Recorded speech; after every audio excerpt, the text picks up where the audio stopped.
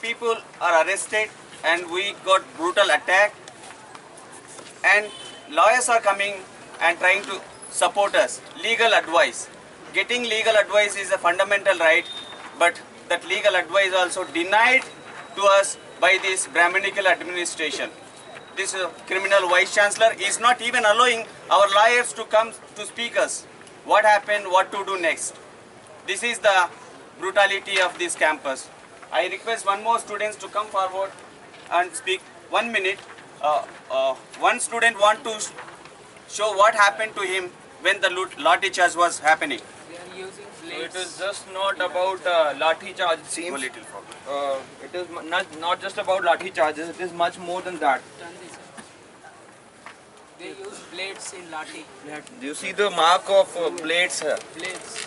There's some kinds of blades that have been used, and it was all bleeding very badly on the 22nd, and it was all that had to be all taped and all in all of this area. So it was very badly done. So this is beyond explanation. What is the explanation for all of this? What is the explanation? Is there an explanation we'd like to ask?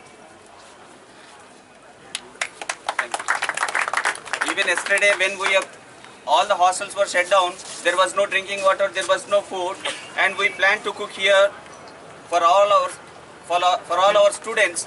But when we started cooking, when we wanted to cook here, immediately police have come and attacked on Uday Banu. Now he is hospitalized, he is in ICU, his condition is very critical. That is the brutality we have to speak here.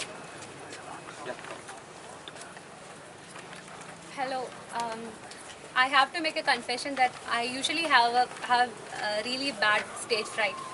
So, but since last 2 months, I've realized that I cannot remain afraid anymore. I just cannot remain afraid anymore in this campus. It is because we were observing a kind of criminal silence. We were observing, we were ignoring 5 of our friends who spent 12 days out in the open and cold in January. For 12 days they were out in the open and cold, and we did not show, most of us did not show solidarity with them. We should have been with them in those days. If we had stood by them, we would not have lost one of them. That's the first thing. When I learned about Rohit's, this is a kind of a confession that I make. So when I learned about Rohit's this institutional murder, that evening, that's the thing that kind of, I should say, it hit me like anything. So with that realization only, I took part. I have shed all my fear, and I decided to plunge into the movement that later on shook the entire country. So this is now like 60 days after the entire movement, and the VC was not here for like, he disappeared the night Rohit was murdered, and then he reappears without informing any of us. Like shamelessly, with what audacity he would come and face us. He had informed some of his like-minded students, and they were there in his lodge in favor of him. I got to know about his return from the Facebook post by JSC, and I just rushed to the VC's lodge from the hostel by 10:45. Almost at 10:45 a.m. So I was there till 5:15 in the evening.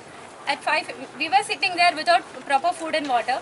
Like there were, of course, we were circulating some bottles of water, but by 5:15, I had not had my breakfast, and I was sitting the entire time there without food, and I was feeling really lightheaded. So I thought of going and having something. So I walked out. After telling my friends, I just walked out, and the moment I got out of the gate, that they started removing students forcibly.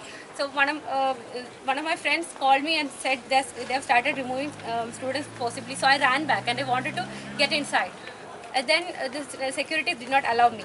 So and she again called me and told me not to come inside because they started beating up students really badly. So she asked me to run and save myself, but I could not run. I just could not do anything. I was feeling so bad. My friends, the whole family was getting beaten up inside, and I could not remain safe. I mean, I was there at that time, and just by the time I walked out, that this thing happened. So I just could not.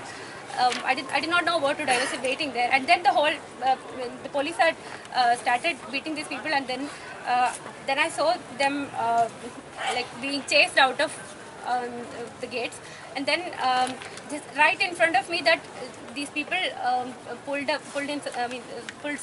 some students inside the van, and they started beating them right in front of me. It is then that I got into an argument with some of the policemen in there, and there was a lady who was wearing in her police uniform there in between them.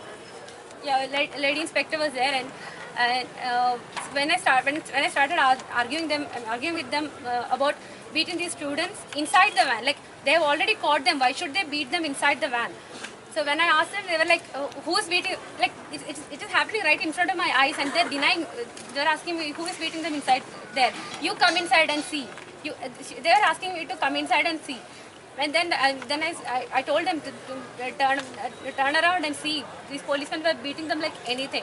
And I was close to tears, and then these people started asking me who am I, and which course am I doing here, and stuff like that. And I told them they have no right to ask me any of that question. Like, this is my campus. They are the invaders. They are the outsiders. I should be asking the question to them. That who are they? Why? What are they doing in this campus? They should leave the space. And then they made a pass on my skin tone. They looked at me and said, it is evident from looking at you that we know where you are coming from, and you should be taught a lesson, and we know how to teach you a lesson. We'll just drag you inside. And they said that on my face, and I was getting I started shouting back, and then that lady just ran towards me, and I guess she was just trying to assault me. And then Bittu appeared, and Bittu was the one who just rescued me from there. When they saw Bittu, Bittu said that inspector, I don't know his name, that IPS officer came in. So Bittu said, these people know each other. So Bittu knew this was a faculty, and that guy knew Bittu was a faculty. So they started, that moment Bittu stepped in, their tone kind of changed. But then some 5 minutes before that, they were dragging one of the lady faculties by her hair. They were trying to pull her inside the van. That was also happening right in front of me, and I was getting into an argument with her. What I'm saying is, like, yes, I did not get beaten up. I did not get I did not get any physical violence or anything. But then the kind of trauma they put me in, like there was a particular policeman in Mufti. So that guy was issuing rape threats right on my face. They were asking me that they would teach me a lesson by just pulling into, like, they were saying, you will spend a night with us and we'll teach you a lesson. Oh, same. So so this is what I faced, and it took me a lot. Like, even now, when I think of that, it's just, this is our campus. What are they doing here? They are the outsiders. They should be out of this space. This is our democratic space. They are taking over this. We cannot let this happen. We are all together in this, when we should all stand together in this to reclaim our spaces.